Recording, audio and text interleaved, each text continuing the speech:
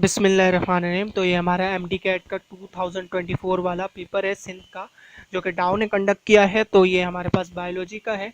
तो यही पेपर हमारे पास आया है। अगर की वाला आ जाता कोड वाला तो ज़्यादा बेहतर होता, ताकि हम उसमें से कर लेते कि क्या क्या हमारे पास की गलत है या रॉन्ग है या सही है नहीं है। तो अभी हमें इसी से ही करना पड़ेगा। तो देखिए, यहाँ पर जो है हम इसमें सब कुछ डिस्कस करेंगे कि क्या आउट ऑफ सिलेबस है और कौन सा क्वेश्चन किस चैप्टर से आया है। बुक से बिल्कुल मैं रेफरेंस दूंगा, पेज नंबर भी बताऊंगा, सब चीज़ें। तो आपने ये वीडियो आराम से देखनी है, बिल्कुल आपको मुतमईन कर दूंगा। तो चलिए जी, पहला पढ़ते हैं क्या लिखा हुआ है। Virus which kills cancer cell and AIDS affected cells. देखिए, ये एमसीक्यूज जो है ना, ये मैंने फर्स्ट ईयर की न्यू बुक में भी देखा, ओल्ड बुक में भी देखा। और अगर सेकंड ईयर की बुक में मैंने देखा, खैर मुझे तो अभी तक नहीं मिला, मैंने इतना सेकंड ईयर की बुक को छान कर नहीं देखा है। खैर उसमें मुझे नहीं मिला। मुझे शायद ये लग रहा है कि शायद ये हो सकता है आउट ऑफ सिलेबस, क्योंकि ये बुक में नहीं है ना। बात ये है। तो वैसे इसका आंसर सही है। ऑनको लाइटॉक नहीं, लाइटिक था शायद। ऑनको लाइटॉक या लाइटिक ऐसे ही कुछ बैक्टीरिया होता है जो कि आपके पास कैंसर सेल को किल करता है। बिल्कुल सही है ये। तो यहाँ पर ये मुझे एक लग रहा है कि शायद आउट ऑफ सिलेबस हो, वरना न्यू बुक की फर्स्ट ईयर में तो मैंने देखा, मुझे नहीं मिला। और जो आपके पास सेकेंड ईयर की बुक है उसको भी मैंने तो देखा है, खैर मुझे नहीं मिला। शायद अगर किसी को मिले तो ज़रूर बताना। उसके बाद सेकंड वाला है ब्लड की पीएच। सबको पता है 7.35 से लेकर 7.45 के बिटवीन हमारे पास ब्लड की पीएच होती है। उसके बाद हमारे पास है हेलिकोबैक्टर पाइलोरी। देखिए, हमारी बुक में क्या नाम है, हेलिकोबैक्टर पाइलोरी के बारे में लिखा हुआ है। ओल्ड बुक में नहीं है, न्यू बुक में लिखा हुआ है कि आपके पास क्या है, वो स्टमक पे जो आपकी म्यूकस की लाइनिंग होती है, इस पे ये अपनी कॉलोनी बना लेता है। लेकिन इसके फ्लैजिलेटेड स्पाइरल शेप इसके बारे में नहीं लिखा हुआ। क्या पता न्यू बुक में, मतलब सेकेंड ईयर की बुक में हो। सेकेंड ईयर की बुक में बहुत सारे चैप्टर हैं, तो सारे चैप्टर को मैंने बस ऊपर ऊपर से पढ़ा है, जल्दी जल्दी, मतलब इतना गौर से नहीं पढ़ा। बाकी ओल्ड बुक तो मैंने काफ़ी पढ़ी हुई है, तो शायद उसमें लिखा हो, लेकिन मुझे ये लगता है कि ये नहीं है। तो ये भी मुझे लगता है कि जो चीज़ नहीं है वो आप ये इन्होंने डाल दी है कि हेलिकोबैक्टर पाइलोरी। आपके पास ये लिखना चाहिए था कि क्या डिजीज़ करता है। तो फ्लैजिलेटेड और स्पायरेट शेप बिल्कुल सही है, इस तरह से है ये। नंबर 4 पढ़ते हैं। इसमें क्या लिखा है, incorporated DNA with host cell is called. तो यहाँ पे प्रोफेज है, बिल्कुल सही है इसका आंसर, प्रोफेज है। अब मैं यहाँ पे आपको बताता हूँ, ये देखें किधर से है। अब देखिए, ये सबसे पहले मैं आपको न्यू बुक की पिक्चर दिखा रहा हूँ, पेज नंबर 106 पे ए सेलुलर लाइफ आपका चैप्टर है। देखिए, यहाँ पर लिखा हुआ है, in lysogenic cycle bacteriophage virus does not involve the killing of bacteria, in fact viral genome joins with the host bacterial nucleic acid and creating a prophage. तो यहाँ पर ये देखें, यहाँ पर सीधा सीधा लिखा हुआ है प्रोफेज है। तो यहाँ पर लेकिन थोड़ी सी बात टेढ़ी करके आपको समझ नहीं आएगा कि इनकॉपरेटेड डीएनए से कैसे बात की, अगर लेकिन इसको अगर आप समझेंगे तो समझ आए। लेकिन अगर जिसने ओल्ड बुक पढ़ी होगी, मैं आपको हर बार बार कहता रहा कि ओल्ड एसटीपी भी पढ़नी है और आपने न्यू वाली भी पढ़नी है। देखिए, ओल्ड एसटीपी में मैं अगर आपको यहाँ पर दिखाऊं, ये देखें, ये मैंने आपको ये पिक्चर डाली हुई है। अब ये देखिए, इसमें यहाँ पर लिखा हुआ है the DNA molecule is incorporated by genetic recombination into a specific site on the host cell chromosome chromatin body. It is then known as a prophage. तो देखिए, ओल्ड बुक पढ़ी होती, न्यू बुक पढ़ी होती, मैंने बार बार बोला था दोनों मिक्स करके पढ़नी है। तो ये आपका आंसर यही है। तो इसका मतलब ये इसका जिसने प्रोफेज लगाया उसका बिल्कुल सही होगा। तो क्या है, इसका प्रोफेज है। नेक्स्ट पढ़ते हैं, tough of flagella on each of two sides is called. अब ये कहाँ से आ रहा है, ये आपका बैक्टीरिया वाले किंगडम प्रोकैरियोट से आ रहा है। अब देखिए, इस पिक्चर में पेज नंबर 29 न्यू बुक जो है आपकी एसटीबी की, उसमें मैंने ये पिक्चर देखी है। यहाँ पर सारे शेप्स भी हैं और सब कुछ लिखा हुआ है। तो हमारा यहाँ पे आंसर क्या था, amphitrichous bacteria with tuft of flagella at each of two pole, यानी दोनों पोल्स पे टफ ऑफ फ्लैजला होंगे। उसके बाद ये क्या है, 6 में लिखा हुआ है एम बाइसेक्चुअल। तो ये मेरे ख्याल में ये एमसीक्यूज़ मुझे लग रहा है कुछ इस तरह से होगा, जो आपका कहाँ से आया है, किंगडम एनिमेलिया से। तो ये हमारे पास फाइलम मोलुस्का में हमने जो उसकी क्लास पढ़ी थी ना, क्लास गैस्ट्रोपोडा, उसके बाद क्लास बाइवेलिया और क्लास सिफेलोपोडा। तो क्लास बाइवेलिया में आपके पास क्या आता है, पर्ल ऑयस्टर आता है। पर्ल ऑयस्टर क्या होता है, आपके पास बाइसेक्चुअल होते हैं, यानी कि वो मेल भी हो सकता है, फीमेल भी हो सकता है। और इसमें से मैं आपको एक और बात बताऊं कि यहाँ पे जो आपका गैस्ट्रोपोडा में जो स्नेल होता है ना, वो भी आपका क्या होता है, फाइलम मोलस्का में जो स्नेल है वो भी आपका वही होता है, हर्माफ्रोडाइट होता है या बाइसेक्सुअल होता है। मतलब कि या तो उसमें से जो भी हमारे पास ताकतवर होता है ना वो मेल बन जाता है, और जो थोड़ा सा कमज़ोर होता है वो खुद ब खुद फीमेल बन जाता है। इनके पास इस चीज़ की खासियत होती है। तो हमारे पास यहाँ पे आंसर होगा ऑयस्टर। तो जिसने ऑयस्टर लगाया है तो उसका सही है। उसके बाद 7 वाला पढ़ते हैं, क्या लिखा हुआ है, ladder like nervous system is found in. अब देखिए यहाँ पर पूछ रहे हैं ladder like nervous system is found in. तो यहाँ पर आपके पास बहुत सारे फाइलम का नाम दिया होगा। देखें ये मैं आपको दिखाता हूँ। अगर आप ये देखें तो ये आपकी न्यू बुक में देखें, यहाँ पर फाइलम प्लेटीहेल्मिंथस है ना, उसके वो पेज नंबर 199 आपने डाइवर्सिटी अमंग एनिमल चैप्टर 9 खोलना है। यहाँ पे देखिए नर्वस सिस्टम में लिखा हुआ है ladder type nervous system consist of 2 lateral nerve cords. देखिए अगर आपको ये भी याद नहीं होगा ना तो आपको पता है, देखिए ये प्लेन एरिया की आपके, सॉरी ये प्लेटीहेल्मिंथस है ना, फाइलम प्लेटीहेल्मिंथस, उसमें आप प्लेन एरिया की आप पिक्चर देखिए, ये देखिए पूरी उसकी बॉडी में जो आपके नर्व क्लस्टर होते हैं फैले हुए होते हैं, उस पर लैडर टाइप, ये देखें यहाँ पर ये न्यू बुक में साफ दिख रहा है, ओल्ड बुक में इतना साफ नहीं पता चल रहा। और ये भी याद रखिएगा कि इनके पास क्या होता है, रूडिमेंट्री नर्वस सिस्टम होता है, ठीक है, रूडिमेंट्री नर्वस सिस्टम होता है, यानी कि फॉल्स नर्वस सिस्टम, ट्रू वाला नहीं होता, ठीक है, लेकिन लैडर टाइप होता है। तो यहाँ पे जिसने लगाया है प्लेटीहेल्मिंथस उसका सही है। क्वेश्चन 7 ये हो गया। उसके बाद क्वेश्चन 8 पढ़ते हैं, हमारा क्या है, locomotory organ in annelids segmented worms. अच्छा जी, ये तो हमारे पास क्या है, लोकोमोटरी ऑर्गन्स और एनेलिडा, फाइलम एनेलिडा से आया है। उनमें क्या होता है, ये हमारा यहाँ पे पैरापोडिया। अब इसको अगर आप बोलेंगे कि मैं आपको बुक से दिखा दूँ तो देखें ओल्ड बुक और न्यू बुक में दोनों में सेम ही लाइन है। ये देखें, chitinous chaetae also called setae with और without parapodia are usually present in most of the annelids and help in locomotion. ठीक है, तो यहाँ पर ये आप देख सकते हैं, सिंपली यही बात लिखी हुई है। और उसके बाद हम लोग नेक्स्ट पढ़ते हैं, तो पैरापोडिया इसका आंसर है। नेक्स्ट क्या है, hormone responsible for formation of corpus luteum. अब ये देखिए ये आपके पास रिप्रोडक्शन वाले चैप्टर से आया है। तो ये हम मतलब कि इजी है। कॉर्पस ल्यूटियम जो आपका फेस होता है ना, लास्ट फेज जिसको हम सिक्रेटरी फेज भी कहते हैं, तो उसमें जो आपका ल्यूटिनाइजिंग हार्मोन होता है वो क्या करता है, रप्चर जो आपके फॉलिकल होते हैं उसको चेंज कर देता है एक येलोइश बॉडी में, जिसको हम क्या कहते हैं, कॉर्पस ल्यूटियम। और वो कॉर्पस ल्यूटियम फिर क्या करेगा, वो एक और हार्मोन प्रोड्यूस करेगा जिसका नाम क्या होता है, प्रोजेस्टेरॉन। ठीक है, और प्रोजेस्टेरॉन फिर क्या करेगा, मतलब कि लाइनिंग जो होती है ना एंडोमेट्रियम की, उसको उसके उधर मतलब कि म्यूकस की ग्रोथ करेगा। तो यहाँ पे हमारा इसका यही आंसर है, कॉर्पस ल्यूटियम की फॉर्मेशन ल्यूटिनाइजिंग हार्मोन करता है। उसके बाद हम लोग 10 वाला पढ़ते हैं, क्या लिखा है, poriferan living purifies whole residential area if its size is of. अब देखिए यहाँ पर मुझे लग रहा है ये थोड़ी सी स्पेलिंग मिस्टेक है, फाइलम पॉरीफेरा किंगडम एलिमेलिया से। इस बार किंगडम एलिमेलिया से काफ़ी अच्छे खासे 2-3 क्वेश्चन उन्होंने दे दिए हैं। अब देखिए ये सिंपल, आप अगर न्यू बुक में देखें पेज नंबर 195 में ये बॉक्स बना हुआ है, यहाँ पे देख लिखा हुआ है this mean a basketball size sponge could filter an entire residential pool in 1 day. तो बास्केटबॉल साइज का जो होता है ना वो स्पंज, वो ऐसे पूल को मतलब कि फ़िल्टर कर देता है। क्योंकि हम अगर घर में एक्वेरियम वगैरह लगाते हैं तो फ़िल्टर अलग से लगाते हैं, लेकिन जो समंदर में अल्लाह की कुदरत है उसमें जो नेचुरल फ़िल्टर होता है वो स्पंज होता है। लेकिन जो हमारी पुरानी बुक है ना, ओल्ड बुक में, उसमें ऐसा नहीं लिखा हुआ। उसमें लिखा हुआ है, ये देखिए यहाँ पे बस ये लिखा हुआ है, अ 10 centimetre sponge filters more than 20 litres of water every day. ठीक है, तो यहाँ पर हम देख लेते हैं, खैर नहीं है इस ओल्ड बुक में, नहीं है ये न्यू बुक में था, तो जिसने पढ़ा होगा उसको आ जाएगा। तो ये बस यहाँ पर क्या है था, इस साइज़ ऑफ बास्केटबॉल साइज़ का अगर स्पंज होगा तो वो फिल्टर कर लेगा आराम से पूल को। उसके बाद नेक्स्ट पढ़ते हैं, क्या लिखा हुआ है, which peptide hormone of Sertoli cells inhibits secretion of FSH. तो यहाँ पर देखें बोल रहे हैं कौन सा पेप्टाइड हार्मोन है सर्टोली सेल्स का जो कि इनहिबिट्स करे सिक्रीशन ऑफ एफएसएच, यानी कि फॉलिकल स्टिमुलेटिंग हार्मोन। तो ये रिप्रोडक्शन वाले चैप्टर से आया है। देखिए हमारे पास जो इनहिबिन हार्मोन होता है ना वो कौन प्रोड्यूस करता है, सर्टोली सेल्स प्रोड्यूस करते हैं।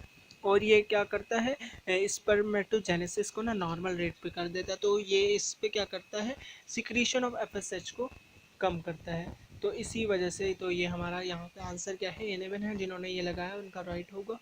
तो सिंपल है, बस आपको नाम याद होना चाहिए।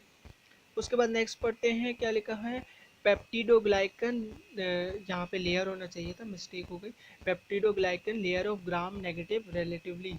यहाँ पे पेप्टिडोग्लाइकन लेयर पूछ रहे हैं ग्राम नेगेटिव की। तो यहाँ आपकी न्यू बुक जो है ना, उसमें पेज नंबर 125 आप खोलेंगे तो यहाँ पे एक आपके पास बॉक्स बना हुआ है, उसमें ग्राम पॉजिटिव के बारे में भी लिखा है, ग्राम नेगेटिव की। तो यहाँ पे ग्राम नेगेटिव क्या होती है? थिन होती है। तो आपका आंसर देना है। नेक्स्ट पढ़ते हैं, which enzyme converts macromolecules in monomers by addition of water. तो इसका देखिए यहाँ पर हमारे पास ओल्ड बुक में तो नहीं है इसके बारे में लिखा हुआ, लेकिन आप न्यू बुक खोलेंगे तो यहाँ पे देखें पेज नंबर 36 पे चैप्टर नंबर 2 एंजाइम में देखें हाइड्रोलेस एक एंजाइम है, यहाँ पे लिखा हुआ है they are digestive enzyme responsible to break the bond by H2O and convert oligomers into monomer. देखिए ओलिगो ज़्यादा होता है और मोनोमर्स कम होता है। तो यहाँ पे यही बात है, किसी ने ये पढ़ा होगा तो वो उसको ईजिली समझ जाएगा। यहाँ पे यही बात बताना चाह रहे हैं कि कौन सा एंजाइम है जो कन्वर्ट्स करे मैक्रोमोलिक्यूल्स को in monomers by the addition of water. तो यहाँ पे हाइड्रोलेस की जगह आपके जो पेपर होगा उसमें हाइड्रोलाइटिक एंजाइम लिखा होगा, तो वो भी बिल्कुल सही है, क्योंकि ASC जहाँ पर भी आ जाता है उसका नाम एंजाइम ही होता है। अब इन्होंने ASC नहीं लगा, सीधा सीधा हाइड्रोलाइटिक एंजाइम इन्होंने बोल दिया, तो यहाँ पर ये भी आपका बिल्कुल सही है। उसके बाद नेक्स्ट पढ़ते हैं कुछ आपका 14 क्या है, एक्टिव साइड इज। तो यहाँ पे सिंपली है, एक्टिव साइट क्या होती है, चैप्टर एंजाइम से आया। एक्टिव साइट वो है जहाँ पे कैटालिटिक एक्टिविटी जो है एंजाइम की वो परफॉर्म होती है। तो बिल्कुल सही है यहाँ पर ये आंसर है इसका, वही वाला। उसके बाद नेक्स्ट पढ़ते हैं, substance that increase activity of active site are those attach to site other than active site. और तो ये भी सबको पता है, एंजाइम में पढ़ते हुए आ रहे हैं कि वो सब्सटेंस जो एंजाइम की एक्टिविटी को इंक्रीज करे लेकिन एक्टिव साइट से दूसरी साइट्स पे जाकर लगे। जैसे कि यहाँ पे देखें, मैं आपको बना के दिखा रहा हूँ, ये आपके पास एक एंजाइम है, ये रही इसकी एक्टिव साइट, और ये देखें अगर कोई आपका जो भी है, कोई भी आपका कुछ भी आता है सब्सटेंस वगैरह, वो इस साइड पे आके लगता है, एक्टिव साइड पे नहीं लगता, वो उसको पहचानता नहीं, बोलता भाई मैं आपको नहीं पहचान रहा, तो वो इस साइड पे आके लगता है, तो वो क्या कहलाती है उसकी एलोस्टेरिक साइड। तो उसको हम क्या कहते हैं, एलोस्टेरिक एक्टिविटीज़। तो ये आपके एंजाइम वाले चैप्टर में है, तो आप वहीं से मतलब कि देख सकते हैं, वरना पढ़ के भी आपको इजीली समझ आ रहा है।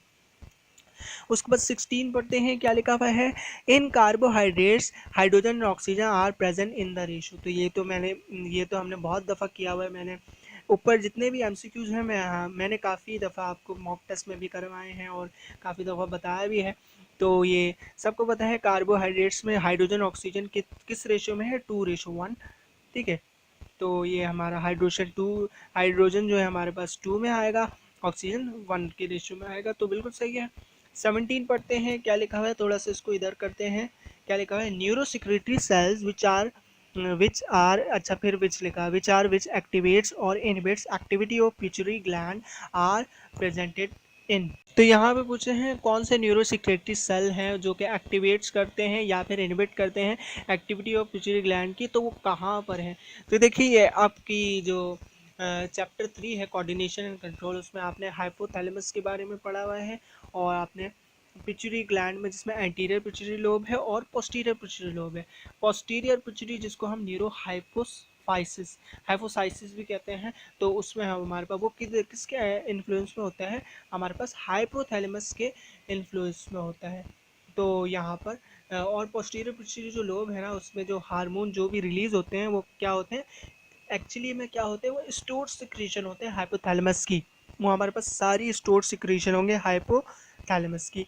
तो यहाँ पर सिंपली इसका यही आंसर है, बस आपको ये पता होना चाहिए कि वो किधर होते हैं। तो ये आपने अगर चैप्टर 3 कोऑर्डिनेशन कंट्रोल पढ़ा होगा तो इसलिए आपने लगा दिया होगा, hypothalamus is your answer. Next पढ़ते हैं, क्या लिखा हुआ है 18 वाला, फीलिंग्स आर कंट्रोल बाय। अब देखिए यहाँ पर लिखा हुआ है फीलिंग्स आर कंट्रोल बाय। देखिए फीलिंग्स के बारे में अगर किसी ने यहाँ पर एमेगडेला लिखा हुआ है, बिल्कुल सही है। एमेगडेला क्यों है, क्योंकि एमेगडेला आपने पढ़ा होगा ना, ओल्ड बुक में भी है न्यू बुक में है। तो एमेगडेला के लिए क्या है कि प्रोड्यूस करता है सेंसेशन ऑफ प्लेजर, यानी कि खुशी जब होती है। तो खुशी क्या है, आपके पास एक तरह की फीलिंग है, एक तरह की फीलिंग है ना, हम उसको एब्स्ट्रैक्ट नाउन भी कहते हैं, वो नाउन जो कि जिसको हम फील कर सके। तो हमारे पास क्या है, प्लेजर होगी, पनिशमेंट होगी, और हमारी जो सेक्सुअल अराउजल होती है, तो वो सारी चीज़ें हमारे पास क्या करेगा, एमेगडाला जो होता है हमारी वो करता है। तो फीलिंग्स कौन कंट्रोल करेगा, हमारा एमेगडाला। जब भी आपको कोई फीलिंग आ रही हो ना, तो आप इस तरह से चीज़ों को याद रखें। मैं जब भी सबको बोलता हूँ मैं कहता हूँ इस तरह से चीज़ों को याद रखें, ऐसे पढ़े पढ़े ना, एक दफ़ा पढ़ें आपको याद हो जाए।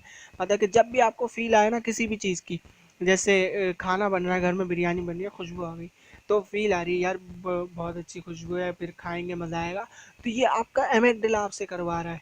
ठीक है, तो हमेशा ये याद रखिएगा जब भी फीलिंग आए ना एमेगडाला, तो कभी भी ये एमसीक्यूज नहीं बोलेंगे। तो आंसर क्या है इसका? एमेगडाला। नेक्स्ट पढ़ते हैं, आसान है बिल्कुल, रिप्रोडक्शन से आएगा। स्पर्म स्टोर्ड एंड मैच्योर्स इन, तो सबको पता है एपिडिडाइमस।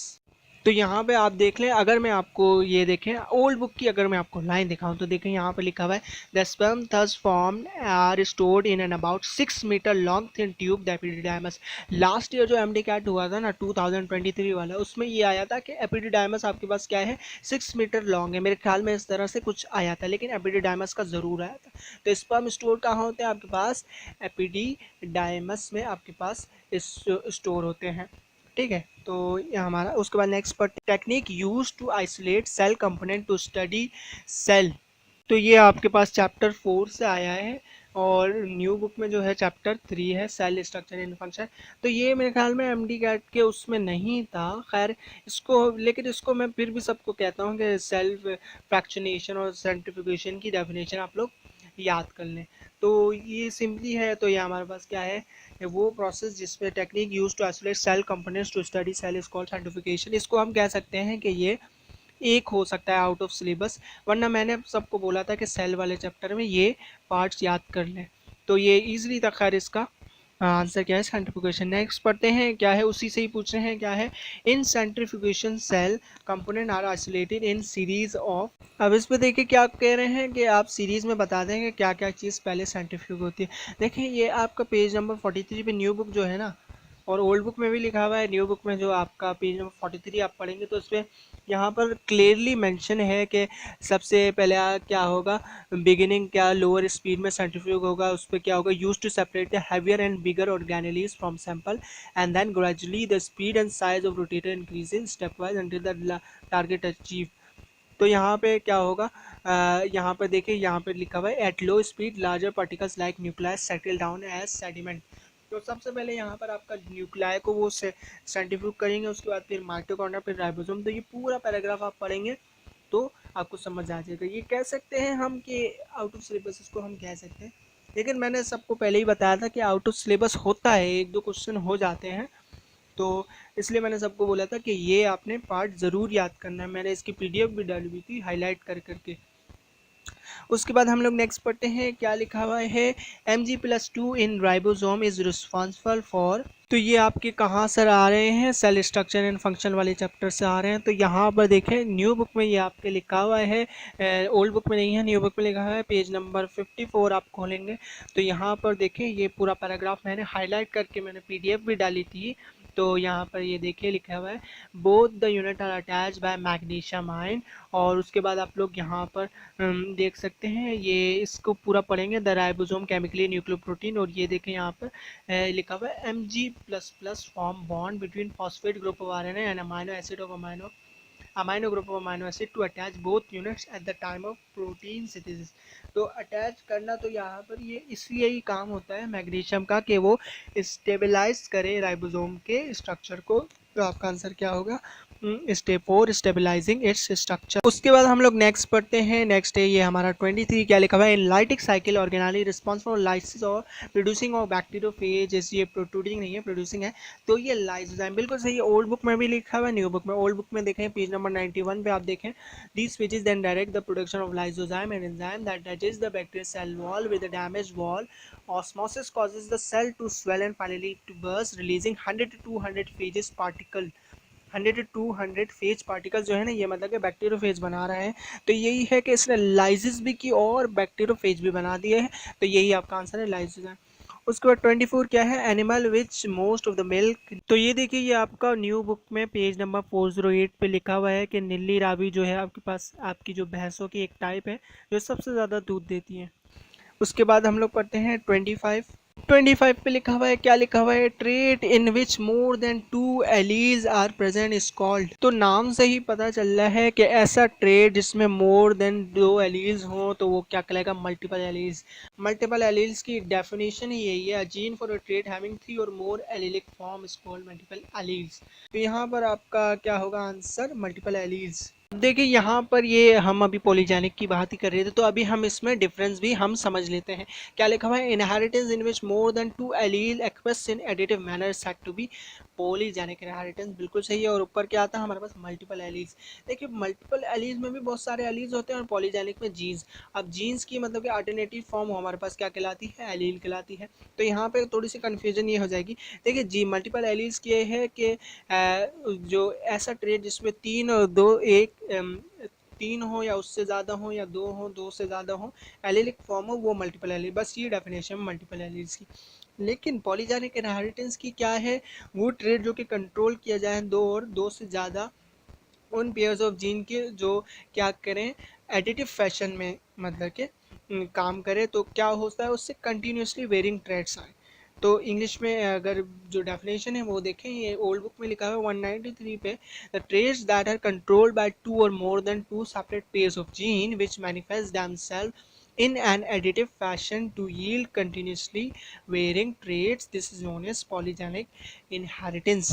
तो यहाँ पर अगर आपको ये कंटिन्यूसली वेरिंग ट्रेट्स भी लिख देते हैं ना, तो आपने वही लगाना था, पॉलीजेनिक इनहेरिटेंस। तो यहाँ पे एडिटिव मैनर ये जो बात है ये ना, यही आपका कीवर्ड है, इसी वर्ड को देख के आपने लगाना है, पॉलीजेनिक इनहेरिटेंस।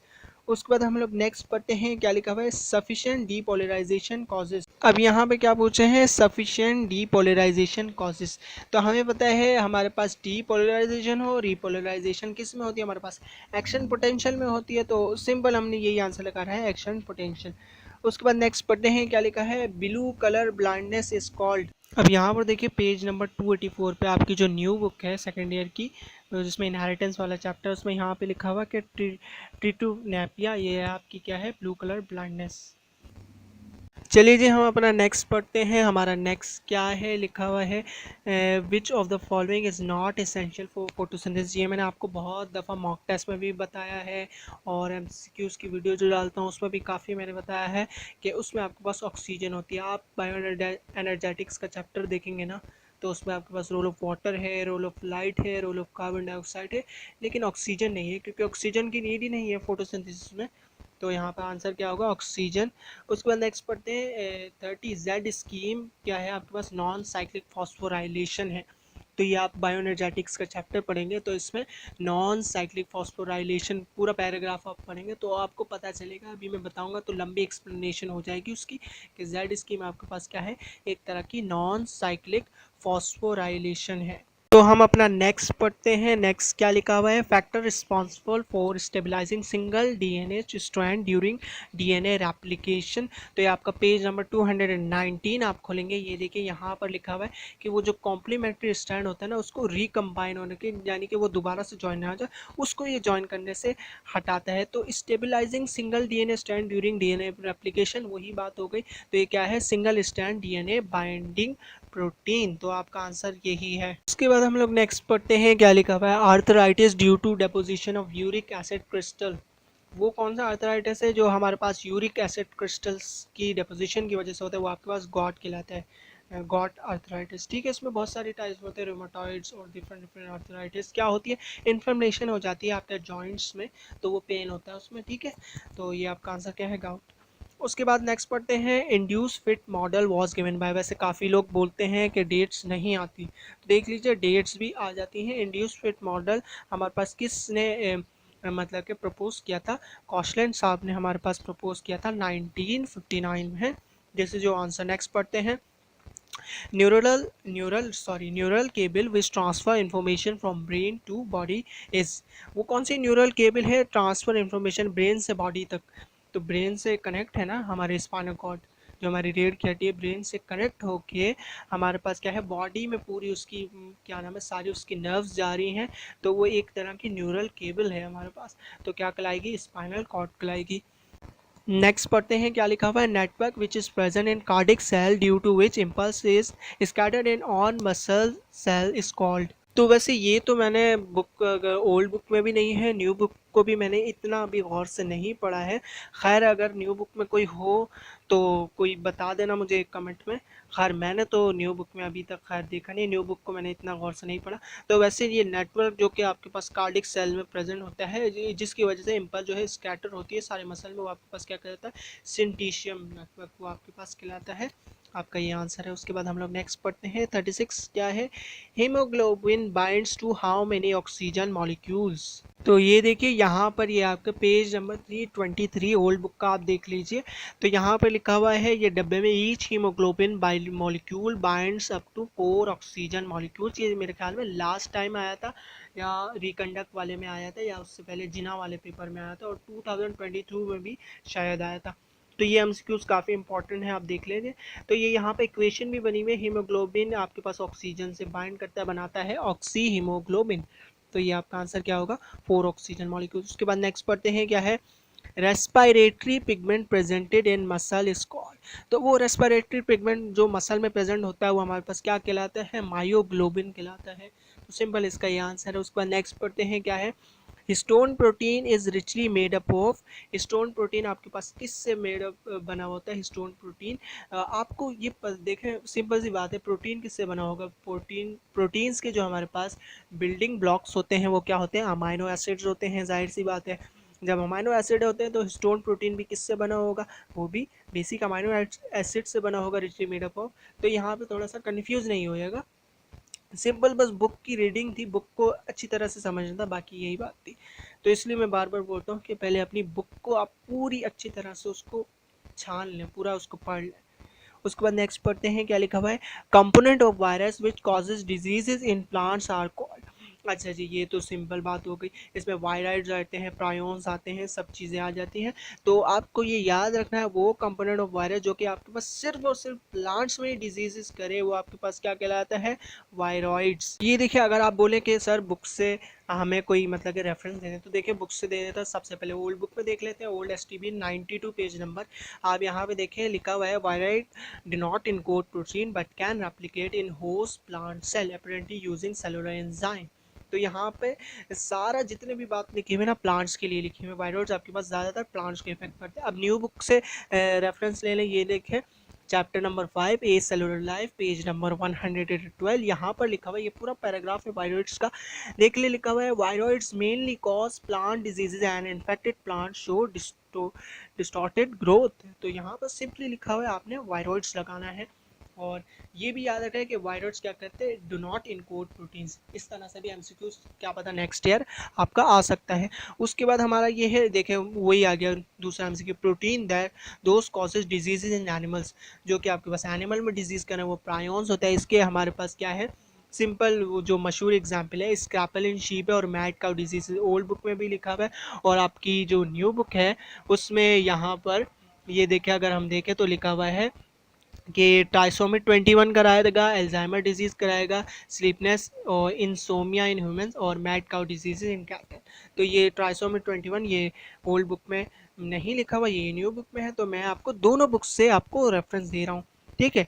अब उसके बाद हमारा क्या है, नेक्स्ट है technique use to study bacterial growth and photosynthesis and small portion of DNA spectroscopy. कहाँ से आ रहा है ये एमसीक्यूज, चैप्टर नंबर आपके पास बायो एनर्जेटिक्स से। तो आपकी ओल्ड बुक में भी लिखा हुआ है और न्यू बुक में भी लिखा हुआ है, ठीक है, वहाँ से आप पढ़ना। स्पेक्ट्रोस्कोपी आउट ऑफ सिलेबस नहीं है ये, ठीक है। तो अभी तक जितना भी एमसीक्यूज हम पढ़ रहे हैं ना, अभी तक मुझे एक ही लगा है सिर्फ, शायद वो आउट ऑफ सिलेबस हो, शायद वो भी नहीं। तो पेपर अभी तक मुझे सही लग रहा है, और कीस का मुझे नहीं पता, यहाँ पे तो सही है, वहाँ पे भी अल्लाह करे सही हो। उसके बाद नेक्स्ट पढ़ते हैं क्या लिखा है, charge particles move in gel in electrophoresis by effect of electric field. हाँ तो ये है किससे, बायोटेक्नोलॉजी से आया है आपके पास। तो ये मुझे लगता है ये है आउट ऑफ सिलेबस, क्योंकि बायोटेक्नोलॉजी का जो चैप्टर था वो हमारे पास सिलेबस में नहीं था। तो हमेशा मैं बोलता हूँ कि बायोटेक्नोलॉजी वाले चैप्टर को पढ़ लीजिए, मैं इसलिए टेस्ट में भी उसके एमसीक्यूज डाल देता हूँ, इसलिए ताकि कुछ ना कुछ आ ही जाता है, बायोटेक्नोलॉजी से ज़रूर होता है, कुछ ना कुछ आता है। तो देखें यहाँ पर charge particle movement jail in electrophoresis, ये आपके पास डीएनए फिंगर प्रिंटिंग के बारे में ये आपको बता रहे हैं। तो उसमें ये चार्ज पार्टिकल मूव करते हैं gel in electrophoresis by effect of electric field की वजह से। तो ये आपका आंसर है। नेक्स्ट पढ़ते हैं, क्या है major driving force of appropriate about ascent of sap. Major driving force of appropriate about ascent of sap. अब देखिए ये मैं आपको दिखाता हूँ किधर लिखा हुआ है। सबसे पहले ओल्ड बुक से रेफरेंस दे रहा हूँ। देखें ओल्ड बुक में आपने पेज नंबर 336 खोलना है। तो यहाँ पे देखें एसेंट ऑफ सैप की डेफिनेशन लिखी है, this support movement of water from exhausted surface juiced up to the transferring surface against the downward pull of gravity is known as ascent of sap. तो यहाँ पे एसेंट ऑफ सैप की सिर्फ definition है, मतलब कि ये नहीं बताया कि एडिशन एंड कोलिजन है। अब देखें न्यू बुक में क्या लिखा हुआ है। न्यू बुक में chapter number 1 biological molecule page number 6, यहाँ पर देखिए लिखा हुआ है collision and addition create tension within xylem that helps move water upward. तो यहाँ से भी थोड़ा बहुत लिंक बनता है, अगर आपको याद हो तो यहाँ से लिंक बन जाता है। अगर यहाँ से भी नहीं बन रहा तो आपने क्या करना है, अपना खोलना है चैप्टर नंबर 10 न्यू बुक में, पेज नंबर आपने खोलना है 230। उसमें आप देखें यही लिखा हुआ है यहाँ पर movement of water in xylem. तो यहाँ पे देखिए एसेंट ऑफ सैप का सब कुछ लिखा हुआ है। यहाँ पे लिखा हुआ है the upward movement of water from roots up to leaves takes place through xylem depend upon two factors, these are transpiration pull and physical properties of water. उसमें क्या है एडिशन एंड कोहिजन। तो देखिए यहाँ पर ये आप पैराग्राफ जब आप पढ़ेंगे तो सिंपली आपका आंसर आएगा। इसलिए मैं कहता हूँ बुक पढ़ें, क्योंकि आपका एमडी कैट बनता ही बुक से है। आप अपनी बुक पहले पढ़ें। बहुत से लोग होते हैं एमसीक्यूज करने लग जाते हैं डिफरेंट। पहले बुक पढ़ लें, बुक के एमसीक्यूज कर लें, बुक को पहले आप रट लें, मतलब कि इतने कॉन्सेप्ट बुक के आपके क्लियर हो कि आपका एक भी एमसीक्यूज गलत हो ही नहीं सकता। तो आपका क्या है कोइजन एंड ट्रांसपरेशन पुल। उसके बाद नेक्स्ट पढ़ते हैं क्या लिखा है, food in plant is transported in form of. Plants में जो फूड होता है वो किस फॉर्म में ट्रांसफॉर्म होता है, सक्रोज की फॉर्म में ट्रांसपोर्ट होता है। या जाहिर सी बात है, तो कहाँ से ट्रांसपोर्ट होता है, जाइलम से फ्लोएम से, फ्लोएम से जाइलम से वाटर ट्रांसपोर्ट होता है। सही है। सो सक्रोज की फॉर्म में, शुगर की फॉर्म में।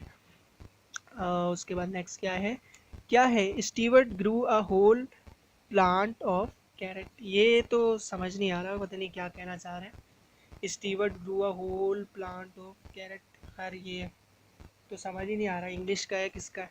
उसके बाद नेक्स्ट पढ़ते हैं an Arabic which causes diseases are killed by. तो देखिए क्या पूछ रहे हैं, एन अरेबिक यानी कि वो जिनको ऑक्सीजन की रिक्वायर्ड नहीं है, जो ऑक्सीजन की प्रेजेंस में मर जाएंगे, उनको किस तरह से किल किया, हाइपर ऑक्सीजन थेरेपी से उनको क्लियर किया जाता है, किल किया जा सकता है।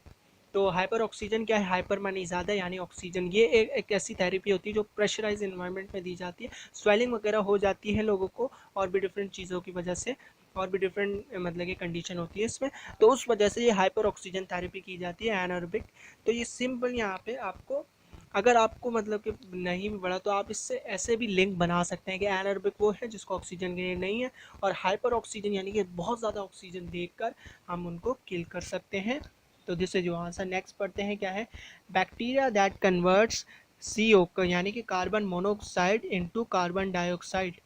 अब देखिए यहाँ पर क्या कह रहे हैं, वो बैक्टीरिया जो कन्वर्ट करें कार्बन मोनोऑक्साइड को कार्बन डाइऑक्साइड में। तो यहाँ पे कार्बोबैक्टीरियस लिखा है। देखिए आपकी बुक अगर आप देखें chapter number 6 prokaryotes page number 133, यहाँ पर ये 6 हेडिंग में कार्बन बैक्टीरिया लिखा है। इनका नाम क्या है, बैक्टीलस ओलिगो कार्बोफिलस। तो यहाँ पे कार्बोबैक्टीलस लिखा हुआ है, तो ये भी बात सही है, कार्बोबैक्टीलस भी लिख दिया वैसे भी लगे, लेकिन इनको ये बैक्टीलस ओलिगो कार्बोफिलस लिखना चाहिए था। वैसे अगर आपने ये याद किया होगा तो आप इसको इजीली समझ जाएंगे, उन्होंने उसको उल्टा करके लिख दिया कार्बोबैक्टीलस, तो that is your right answer. Next पढ़ते हैं क्या लिखा हुआ है, in double stand a strand is complementary to other if a strand possess adenine that its complementary strand will possess। तो ये तो सिंपल सी बात है, अमाइनो एसिड्स की आपने पढ़ी थी ना कि adenine always pair with thymine. Chargaff's rule, Chargaff साहब जो थे हमारे, उन्होंने शरगाफ रूल प्रेजेंट किया था, तो उसमें क्या था,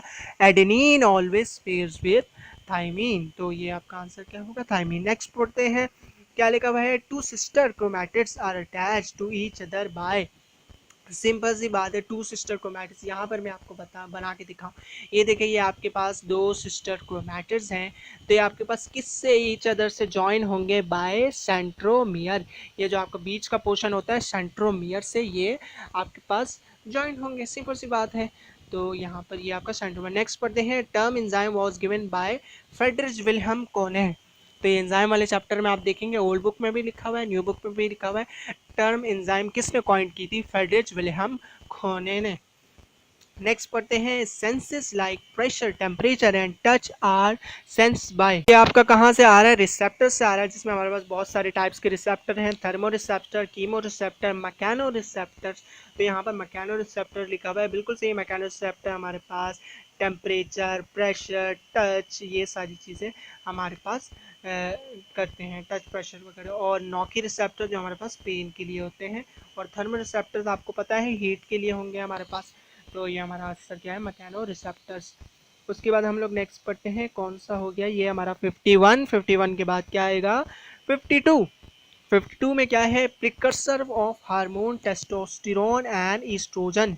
ये क्वेश्चन जो है ये आपके पास बायोलॉजिकल मॉलिक्यूल से है, दोनों बुक से रेफरेंस दूंगा। पेज नंबर 32 ओल्ड बुक्स आप खोलेंगे, यहाँ पे लिखा है one of the most important steroid is cholesterol, a component of animal cell membrane and precursor for the synthesis of number of steroids, sex hormones such as testosterone, progesterone and estrogen।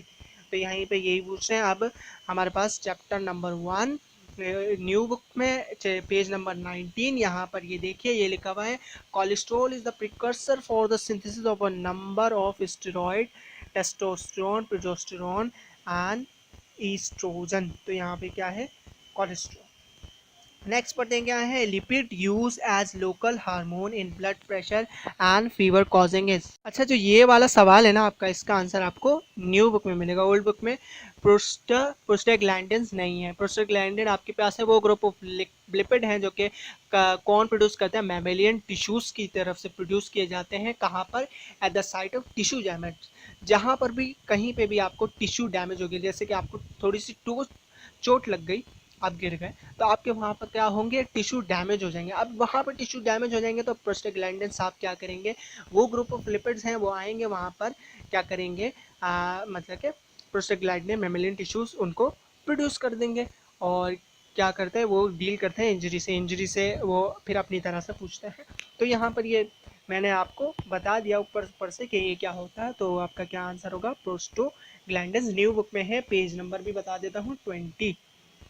Next पढ़ते हैं क्या है?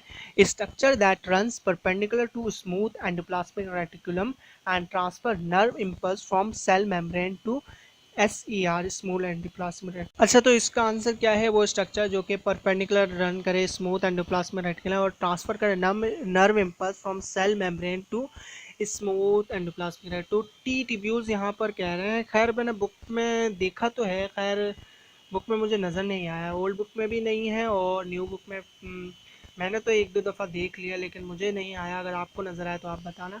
वैसे इसका answer होता है T tubules. ठीक है, यहाँ का यही आंसर है, टी ट्यूब्यूल्स। उसके बाद हम लोग नेक्स्ट पढ़ते हैं। नेक्स्ट हमारे कितने हो गए हैं? 54 हो गए हैं। Next we come to 55। Next क्या लिखा हुआ है हमारे पास? लिखा हुआ है frost biting is cause due to vaso construction. बिल्कुल सही है। फ्रॉस्ट बाइटिंग जो आपको सर्दियों में हो जाती है, खैर कराची वगैरह में तो नहीं होती, अगर कोयटा वगैरह के उस साइड पे फ्रॉस्ट बाइटिंग इस वजह से होती है कि जब आपकी वेजो कंस्ट्रिक्शन यानी कि आपकी वेसल जो होती है कंस्ट्रिक्ट हो जाती है, वहाँ पर जो आपका ब्लड जो होता है वो जम जाता है, इस वजह से होता है। यानी कि ब्लड की जो आपका फ्लो होता है वो हल्का हो जाता है, तो इस वजह से फ्रॉस्ट बाइटिंग हम कहते हैं। ठीक है, तो ये आपका आंसर है। नेक्स्ट पढ़ते हैं, हमारा कहाँ है? Cancer common in young man from 14 to 35 is. अब देखें इस क्वेश्चन का आंसर आपको मिलेगा पेज नंबर 152 पे, न्यू बुक में, ओल्ड बुक में नहीं है। तो ये क्या है आपके पास? जो सबसे ज़्यादा कॉमन कैंसर है ना यंग मैन में, 14 to 35 इज टेस्टिकुलर आपके पास कैंसर है। ये आपके पास डब्बा बना हुआ ना ब्लू सा, ये आपके पास, ये इस डब्बे को आपने पढ़ना है। ठीक है, तो ये आपका आंसर है। नेक्स्ट पढ़ते हैं क्या है? Hardy and Weinberg theorem. Hardy and Weinberg, जो हार्डी साहब ने हमारे पास जो दिया था एवोल्यूशन वाला जो हमारा चैप्टर है, उसमें हार्डी वीनबर्ग जो हमारे उन्होंने इक्वेशन दी थी, तो होमोजाइकस रिसेसिव, होमोजाइकस डोमिनेंट, तो ये थी p² + 2pq + q²। जैसे मैथ्स में फॉर्मूला है ना, a² + 2ab + b², बिल्कुल उसी की तरह ये इक्वेशन है हमारे पास। नेक्स्ट पढ़ते हैं cross of two plants which are not genetically same. यहाँ पे कह रहे हैं क्रॉस ऑफ टू प्लांट जो कि जेनेटिकली सेम नहीं हो तो वो हाइब्रिडाइजेशन कहलाता है। कि हाइब्रिडाइजेशन क्या होती है कि ऐसा प्रोसेस जिसमें हाइब्रिड्स पैदा हो, यानी कि उनकी कॉपीज पैदा हो। तो ये आपके पास जो आपका ओल्ड बुक में नहीं मिलेगा, न्यू बुक में आपने देखना है। जो आपका वेरिएशन इन जेनेटिक्स वाला चैप्टर है उसमें ये होता है, मेंडल जब क्रॉस कराता है। ओल्ड बुक में खैर नाम नहीं लिखा हुआ हाइब्रिड का, लेकिन न्यू बुक में नाम लिखा हुआ है कि हाइब्रिड है। तो एक का उनके अलग अलग कैरेक्टर्स के प्लांट्स को वो क्रॉस करवाता है, तो उसमें हाइब्रिड्स फिर मॉडल लॉ ऑफ डोमिनेंस जो देता है। तो उससे यहाँ लिखा है वही है कि वो क्रॉस ऑफ टू प्लांट्स जो कि जेनेटिकली आइडेंटिटी सेम नहीं हो तो वो हाइब्रिडाइजेशन कहलाता है। उसके बाद ये क्या है, heat of vaporisation of water. ये मैंने इतनी दफ़ा एमसीक्यूज वगैरह में मॉक टेस्ट में भी बोला है कि heat of vaporisation of water क्या है, 574 किलो कैलोरीज पर केजी। उसके बाद ये हमारे 60 ही एमसीक्यूज हैं। तो बाकी हम लोग देखते हैं कि हमें बस इतने ही एमसीक्यूज मिले हैं 59 तक, वैसे तो 68 है। अगर किसी को कोई एमसीक्यूज याद है, इनमें से कुछ नहीं हुए हों और किसी को कुछ भी याद हो तो वो कमेंट में ज़रूर बता देना हमें। और हमें मतलब कि इंस्टाग्राम पे अगर कुछ भी मतलब कि कोई भी क्वेरी हो तो आप मुझे इंस्टाग्राम पे फॉलो करके वहाँ पे पूछ सकते हैं, क्योंकि कमेंट में मैं आपको थोड़ा बहुत तो बता दूंगा, लेकिन ज़्यादा बताने के लिए फिर वहीं आना पड़ेगा ना, इतनी लंबी चैटिंग यूट्यूब पे नहीं हो सकती। तो ये थे हमारे बायो का पेपर जिसकी हमने वीडियो डिस्कशन बना दिए सारे एमसीक्यूज़ के साथ। और इंशाल्लाह ताला केमिस्ट्री और फिज़िक्स भी बहुत जल्द मैं डाल दूंगा। और बाकी किसी को कुछ एमसीक्यूज़ याद हैं तो बता दें। बाकी पेपर ओवरऑल बिल्कुल सही था, आउट ऑफ सिलेबस बहुत ही कम दिखे, एक या दो क्वेश्चन मुश्किल से दिखे होंगे। बाकी ये 60 वाले एमसीक्यूज़ नहीं और 68 होते हैं टोटल हमारे पास 9 एमसीक्यूज़ मिसिंग है। अगर किसी को याद है इनके अलावा तो जल्दी से कमेंट में हमें बता देना, ताकि उसके भी फिर ताकि सबको पता चल जाए कि वो क्या क्या एमसीक्यूज थे, ताकि उसके हिसाब से भी हम आपको बता दें कि क्या सही है क्या नहीं है।